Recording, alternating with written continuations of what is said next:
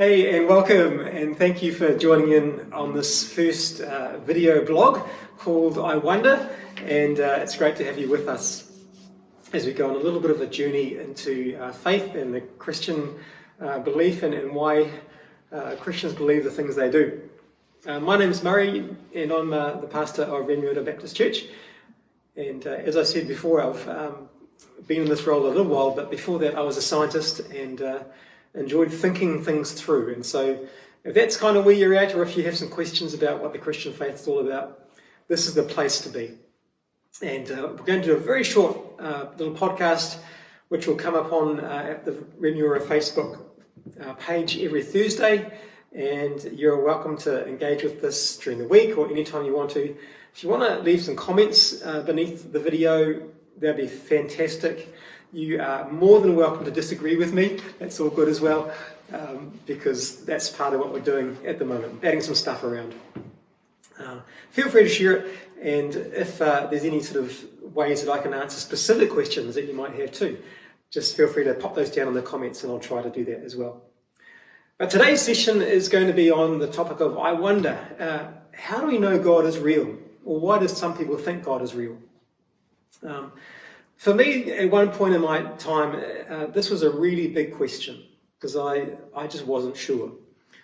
And it was a time in my life where I had to really do some hard thinking and looking at the pros and cons, the evidence for and against God. One of the things that were helpful to me was some of the stuff that came out of science. And I was in the science world myself at the time.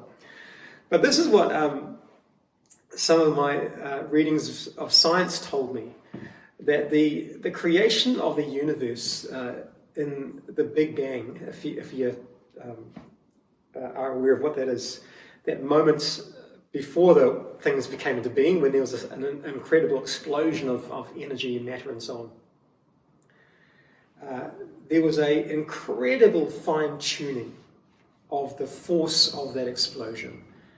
If it was a smidgen more powerful, all the energy and matter would spin out into space and they'd just be gone.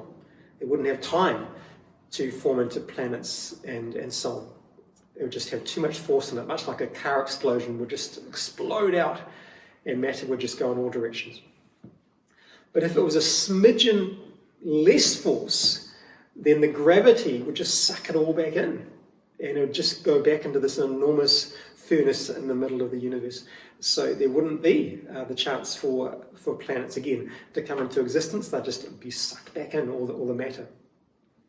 And scientists, as I read up on this, scientists have said that to produce the life-sustaining universe that we have, the initial velocity of the Big Bang had to be set to a precision of 1 in 10 to the power of 55, which is an astronomically fine-tuned number. A smidgen more and a smidgen less wouldn't work. So to make this more understandable, an astronomer called Chet Ramo says this: if all the grains of the sand on all the beaches of the earth were possible universes, that is, universes consistent with the laws of physics as we know them, and only one of those grains of sand were a universe that allowed for the existence of intelligent life, then that one grain of sand is the universe that we inhabit. So to put another way, if I gave you a task of finding one gold-coloured grain of sand in all of Piha, it'd be pretty hard. But if I told you to find one grain of sand in not just Piha, but the beaches on all the places in all the countries in the whole world, that is the chance of the universe being able to create a life-sustaining environment. So that's pretty amazing.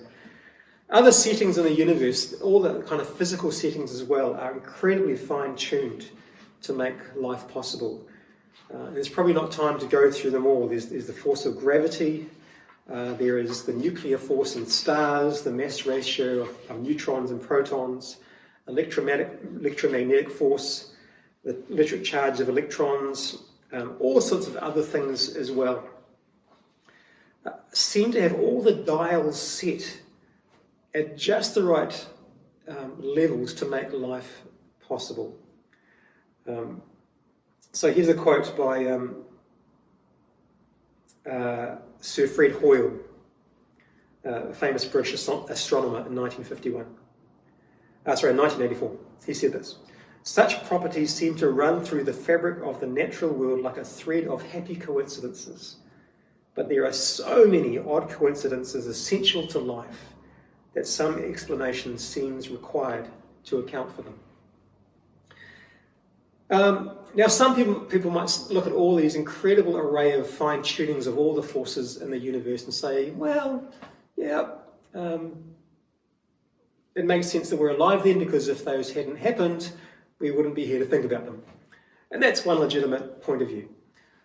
For me, my point of view is, wow, there is such an incredible set, a vast array, almost astronomically vast array of things that had to be set just right. For me, that spoke of purpose. That spoke of intentionality. That spoke of design. And in a place where I was wondering if God existed, for me that said, you know what? That may well be a pretty big line of thought that says, yes, he does. So hopefully that line of thought is helpful for you. You may disagree. That's all good. You may agree.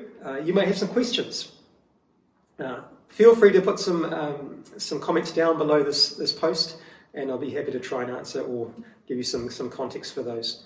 As I said, this is an open discussion. You're more than welcome to agree or disagree as you see fit. But stay tuned for next Thursday. We'll have another thought for you to think through, and I hope you have a great week. Take care, stay safe, and we'll talk again soon. Bye for now.